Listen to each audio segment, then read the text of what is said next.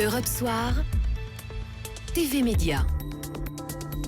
Avec Eva Rock. Bonsoir Eva. Bonsoir Nicolas, bonsoir à tous. Et c'est intéressant, Facebook a lancé aujourd'hui une nouvelle fonction destinée à faire la chasse aux fausses informations. Et oui, le vrai faux n'est plus une exclusivité. Géraldine Vosner, depuis aujourd'hui, tous les utilisateurs de Facebook sont invités à signaler des articles dont ils doutent de la véracité. Alors en fait, le procédé est simple, c'est même très très simple. Vous lisez un article via Facebook, l'information vous paraît tronquée, fausse. Il suffit de cliquer sur le coin droit de la publication.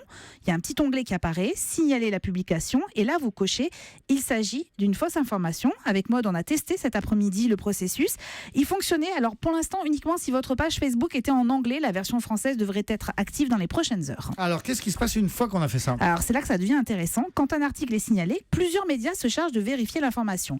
Ces médias, c'est l'AFP, BFM TV, L'Express, France Média Monde, France Télévisions, Libération, Le Monde et 20 minutes. Ils ont tous accepté de jouer en fait les vérificateurs. Et si deux de ces médias déclarent la publication fausse, alors il y a un petit pictogramme qui va indiquer sur Facebook que le contenu de cet article est jugé contestable et surtout vous invite en fait à vous renseigner plus amplement. Alors c'est intéressant, la question c'est de savoir si ça va suffire à faire disparaître les fausses infos. En tout cas c'est un premier pas, et puis surtout derrière ce processus il y a une motivation financière. Je vous explique.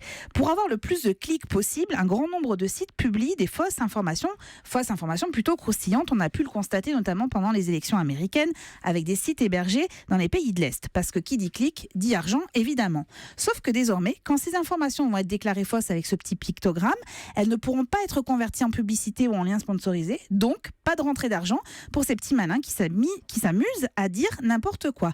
Donc ce que je vous propose, c'est que je vais surveiller tout ça de près pour voir comment ça fonctionne, et puis on refera un petit point. Et puis alors par ailleurs, mais sans aucune transition Nicolas, permettez-moi d'avoir une pensée pour Thomas Touroud et Victor Robert qui terminent précocement leur saison. C'est ce soir. Actuality et le Grand Journal disparaissent des grilles en espérant revoir ces deux journalistes animateurs de talent rapidement sur nos écrans. On les salue, Victor Robert et Thomas Touroud. Qu'est-ce qu'on regarde ce week-end à la télé ? Alors il y a deux grands rendez-vous. Demain soir sur France 2, une émission dédiée à Jean-Yann dont le cynisme et l'humour nous manquent. Et puis ce soir, n'oubliez pas, TF1 diffuse le spectacle des Enfoirés et les Restos du Cœur ont malheureusement encore besoin de nous urgemment.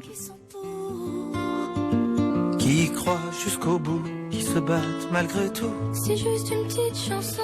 C'est juste une petite chanson dans la chronique média d'Eva Rock. Merci et bon week-end Eva.